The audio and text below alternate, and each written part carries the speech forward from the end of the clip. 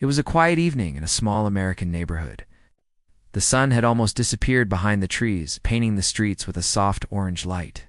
Most people were getting ready for dinner or watching TV inside their homes. But at the end of Maple Street, something strange was happening. A man named Derek Johnson stood in his front yard, looking confused. Derek had lived in that house for 3 years. He was friendly, worked hard, and minded his own business. But lately, he had noticed his neighbors acting weird. They whispered when he walked by. They stopped talking when he came close.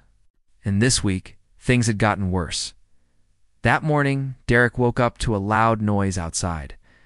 When he looked through the window, he saw a group of men digging right next to his property. They were members of the Homeowners Association, or HOA. They said they were doing maintenance work. But the place they were digging wasn't public land. It was right along the fence that separated Derek's home from the rest of the street. By afternoon, Derek saw it clearly. They weren't just digging holes. They were making a trench deep, long and wide around his house. At first he thought it was some kind of mistake, but when he tried to ask what they were doing, they ignored him. One man laughed and said, "You'll see soon enough." Another whispered something that made the others chuckle. Derek felt a chill.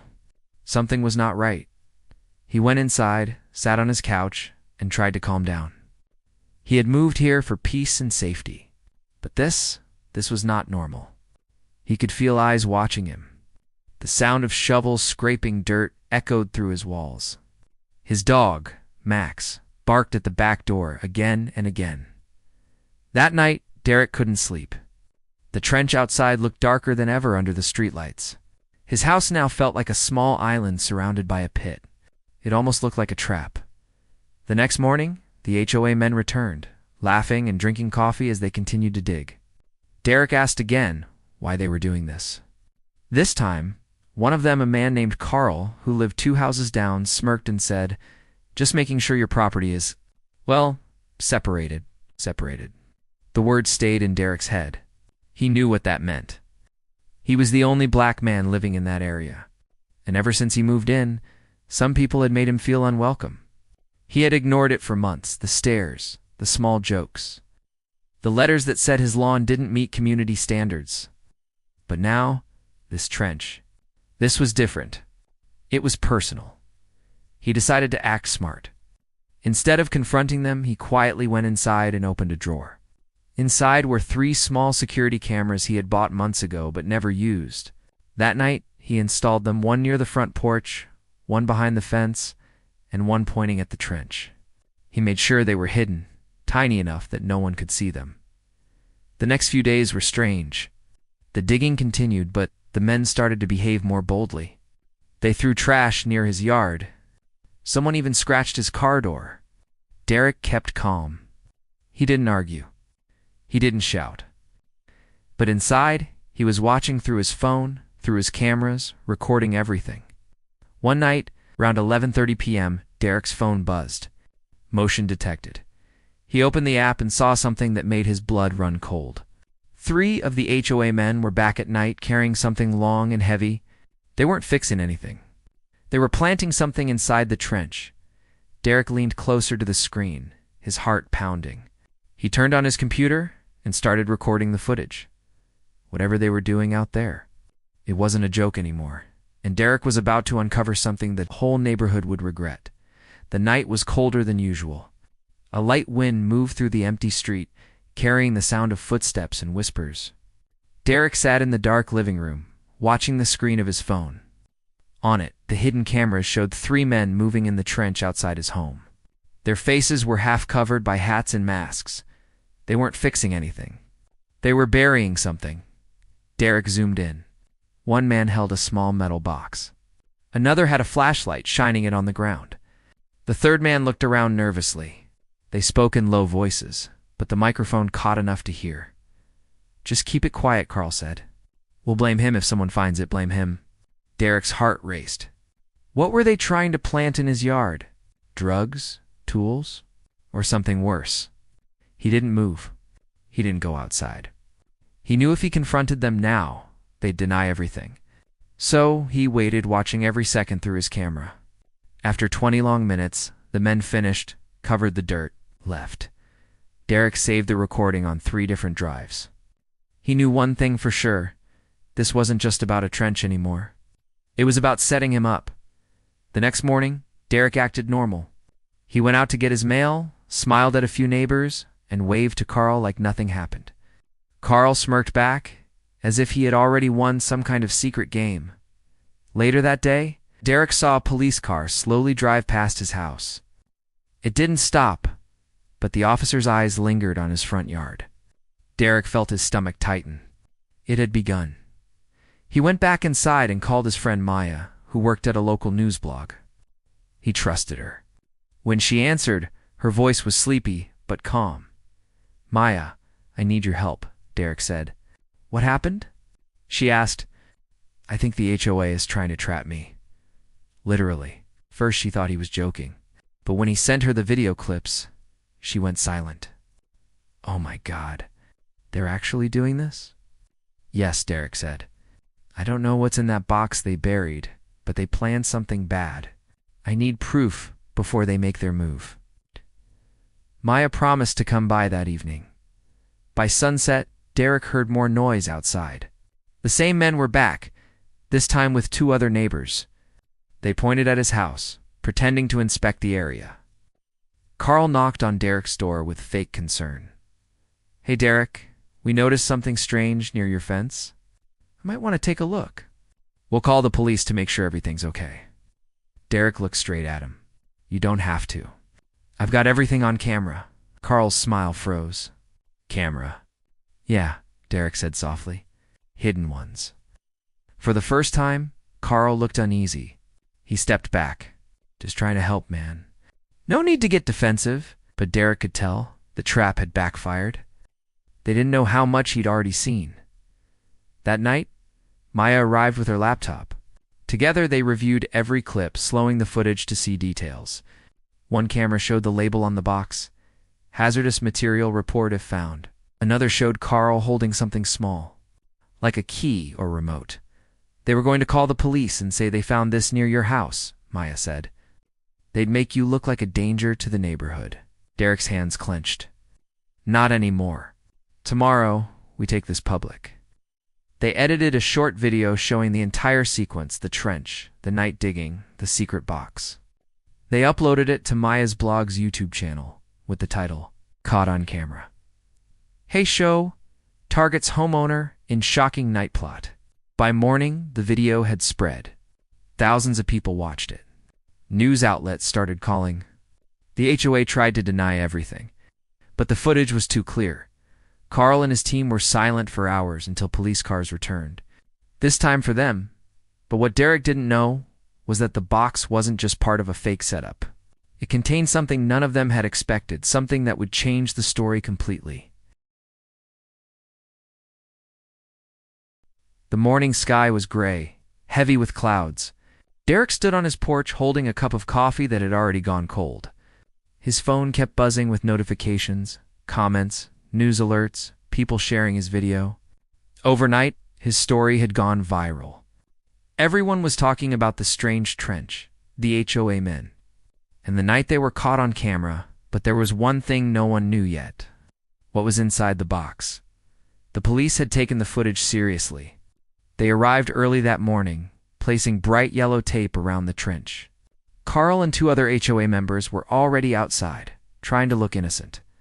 Derek watched from a distance as officers began to dig carefully where the men had buried something days earlier. The crowd grew as curious neighbors stepped out. Some whispered, others filmed on their phones. A few looked embarrassed, realizing they had believed Carl's lies about Derek being dangerous. When the officer finally lifted the metal box from the ground, everyone went silent. It was small but heavy, sealed with 2 locks and a red warning sticker that said "Hazardous material, report immediately." The officer placed it on a table, slipped on gloves, and slowly opened it. Derek leaned forward, holding his breath. Inside was a USB drive, a few papers, and an old photo. A group picture of 5 men, including Carl. They were standing in front of a construction site. At first, it didn't seem important, but when Derek looked closer, he saw something strange, a big sign in the background that said, Maple Street Development Project, Do Not Disturb Burial Zone. Burial zone? Derek frowned. What did that mean? The police took everything for evidence. But one officer, a kind woman named Sergeant Reeves, approached Derek later that day. Mr. Johnson, we're still checking what's on the drive.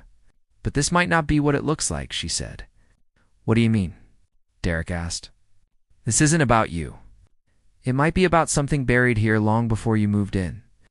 Those words stayed in Derek's mind all evening. That night, his house felt heavier. The trench had been filled again, but the air carried a strange energy. The neighborhood was quiet, too quiet. Even Max, his dog, refused to go near the fence. Derek sat in front of his laptop rewatching the footage from his cameras, trying to notice what he might have missed. In one clip, right before the men buried the box, he noticed Carl looking over his shoulder toward the old oak tree behind the fence. His expression wasn't angry, it was scared. Why scared? What were they really hiding? At 2 p.m., his phone rang. It was Sergeant Reeves again. Mr. Johnson, we checked the USB, she said quietly. You might want to see this. The next morning, Derek went to the station. Reeves played a video file from the drive. The recording was old, maybe 20 years back. It showed a construction crew working on the same street, Maple Street, where his house now stood. But halfway through, the camera shook as workers yelled and pointed at something underground. The screen turned blurry, and one voice shouted, "Stop! Don't dig its bones." The video cut off suddenly. Derek sat still. Bones? Yes, Reeves said. It looks like human remains were found here years ago, but there's no official record of it. We think the developers buried it again and erased the report. So Carl and the others, they were part of that company, Reeves finished. And if this video got out, they'd be responsible for a serious crime. It all made sense now. The HOA men hadn't dug the trench just to scare Derek. They were trying to find the old burial spot before anyone else did, and they wanted to make him the distraction. Derek felt anger rise in his chest. They tried to frame me to cover their own secret. Reeves nodded. Exactly. And now we have the proof. That evening, as Derek returned home, the street was filled with reporters. The story had changed. It was no longer HOA versus homeowner. It was a cover-up exposed after 20 years. But while everyone celebrated the truth, Derek noticed something strange. A new message slipped under his door. It had no name. Just 4 words written in shaky handwriting, "You found the first." Rain started falling that night. Soft at first, then harder, drumming against the windows of Derek's house. The street looked empty, washed clean after the chaos of the last few days. News vans were gone, and the neighborhood was quiet again, too quiet for comfort. Derek sat on the couch, turning the strange note in his hands. You found the first. The words repeated in his mind like an echo. Who sent it? How did it get inside his locked door? He looked at the corners of his living room. Every shadow seemed deeper now. Max growled softly from the hallway. The dog's fur stood up as he faced the front window. Derek followed his gaze. Across the street, a car sat parked in the dark, its engine off, but he could see the glow of a cigarette inside. Someone was watching him. He turned off the lights and sat by the window waiting. After 20 minutes, the car drove away slowly, disappearing into the rain. But the uneasy feeling stayed. The next morning, Derek called Sergeant Reeves again and told her about the message. She listened carefully. That means there's more buried out there, she said. Maybe more boxes, maybe more evidence. We'll need to check. But what if whoever buried it is still around? Derek asked. Then we'll find them, she replied firmly, and we'll make sure they don't try to silence you. Within an hour, 2 police cars arrived. Officers searched the yard again, using metal detectors. Derek watched nervously from his porch, holding Max close. The rain had softened the soil, and soon one of the officers shouted, "Got something!" They dug a few feet from the old oak tree, the same place Carl had looked at in the footage. This time, they uncovered another box, bigger than the first one. It was rusted, covered with roots and mud. Sergeant Reeves knelt beside it. Let's open it carefully. When she lifted the lid, A foul smell filled the air. Inside were several old photographs, a few maps, and what looked like a human skull, wrapped in plastic. Everyone stepped back, shocked. Derek's stomach twisted. Oh my God. Reeves covered the box and called for a forensic backup. "This isn't just a secret," she said quietly. "This is a crime scene." By evening, the street was full of flashing lights again. Reporters, police, and detectives surrounded Derek's home. Neighbors whispered in disbelief. The story that began as a neighborhood feud had turned into a murder investigation. When things calmed down, Reeves came to speak with Derek privately. "The skull's old," she said. "Probably 20 years or more. We found initials carved on a small piece of wood inside the box." "EJ, does that mean anything to you?" Derek shook his head. "No, I don't know anyone by that name." Reeves nodded. "We'll run DNA tests." But there's more. The photos in the box show construction workers, the same men as before, Carl, 2 others, and someone we haven't identified yet. Derek felt a chill. The missing one, maybe he's EJ. "That's what we're thinking," she said. "Maybe they buried their own coworker to hide something, and the HOA men were trying to cover it all up before anyone found out." That night, Derek couldn't sleep. He sat by the window again, listening to the storm. Every time lightning flashed, he saw shapes outside, tree branches, shadows, movement. At one point, he swore he saw a figure standing near the trench. He grabbed a flashlight and stepped onto the porch. "Who's there?" No answer. Just the wind and rain. Then he saw it. A small piece of paper pinned to the fence with a nail. He walked closer, heart pounding. The rain made the ink bleed, but he could still read the words, "You're digging too deep. Stop before you find what's yours." His hands trembled. He looked around, but whoever left it was gone. Derek backed away slowly, locking the door behind him. Max barked once, then whined, staring at the same window again. Derek whispered, "What's mine?" And then, suddenly, he remembered something when he bought the house. The real estate agent had mentioned something strange. The house had been rebuilt after a fire 20 years ago, the same year as the first. Box. Maybe the past he was uncovering wasn't just about the neighborhood. Maybe it was about his own home. The storm had passed by morning, leaving behind wet streets and fog that hung low like a ghost. Derek hadn't slept at all.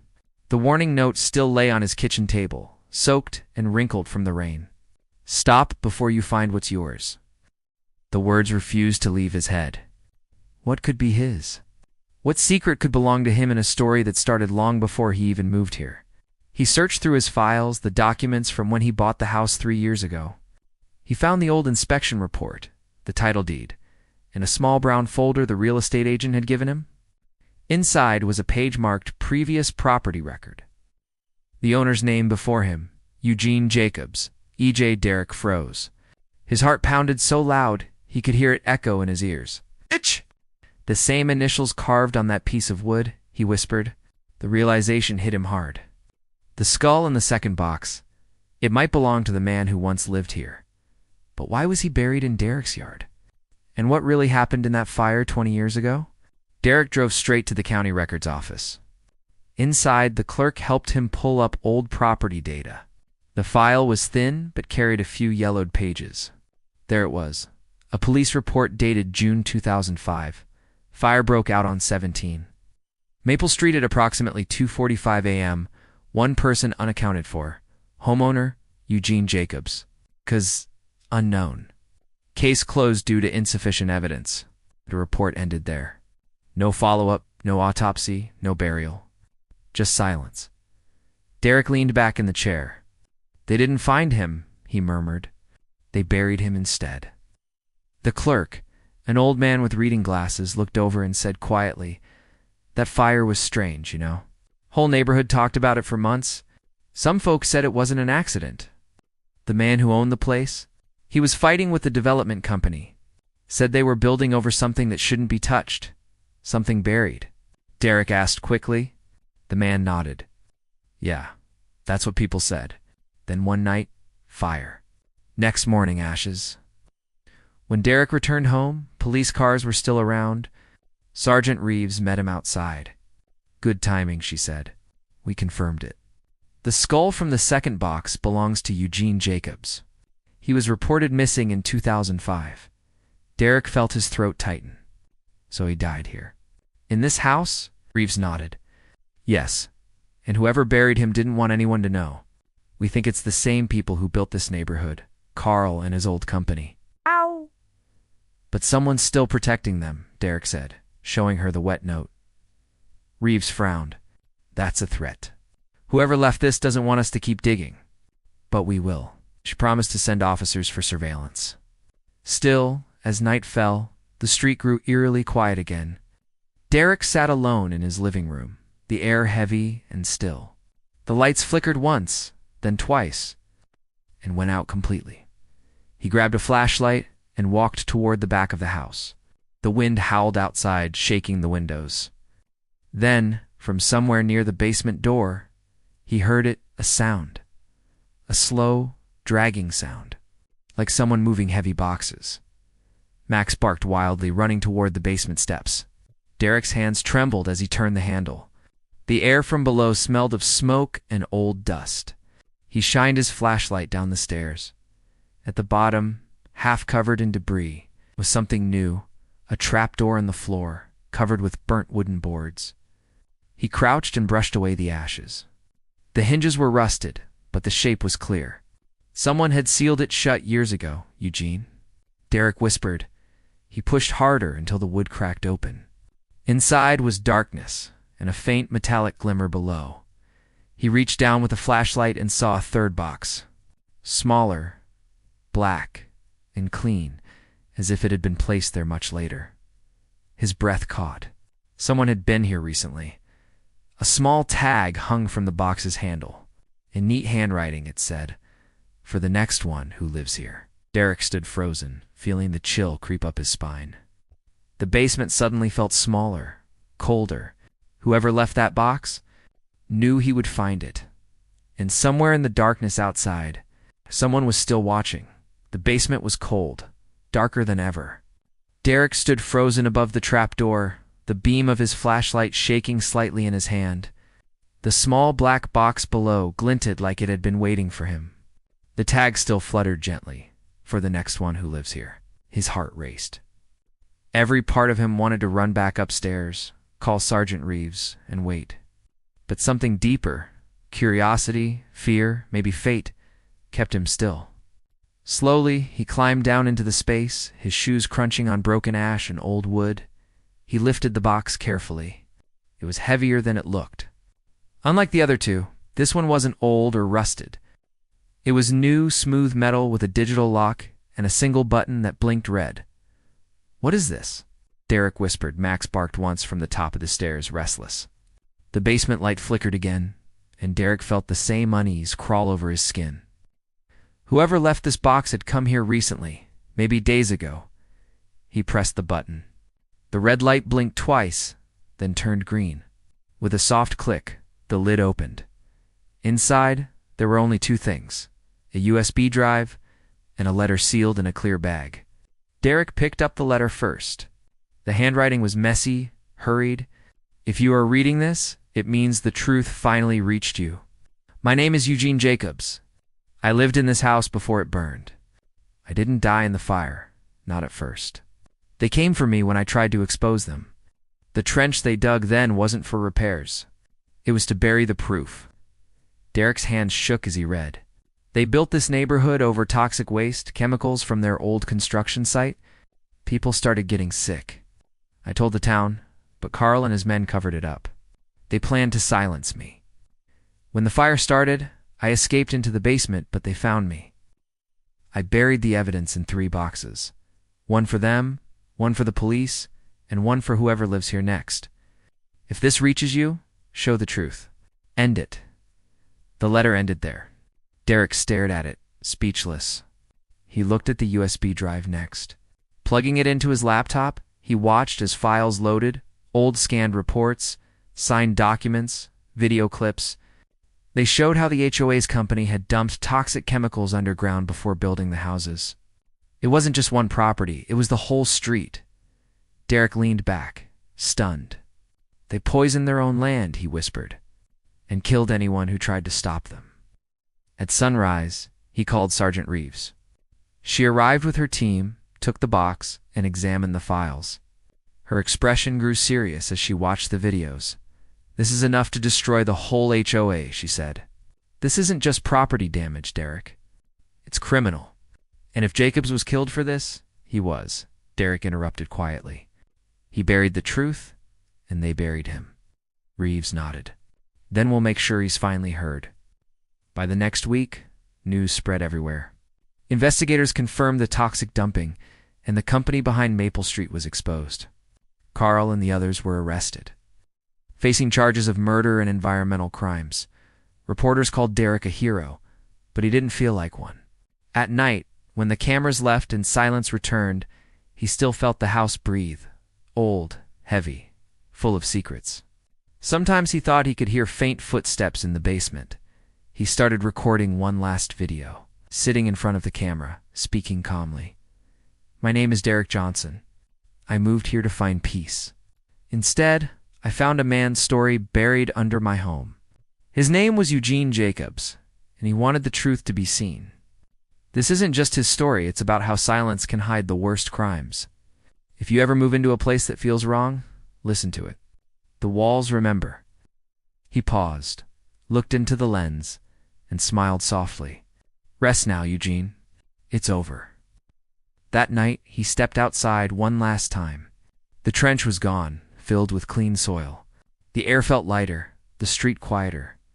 As he locked his door and turned off the porch light, he heard Max bark once toward the oak tree. A gentle breeze moved the branches, and for a moment, Derek thought he saw the faint outline of a man standing there, calm, watching, peaceful. Then the shadow faded, and Maple Street finally slept.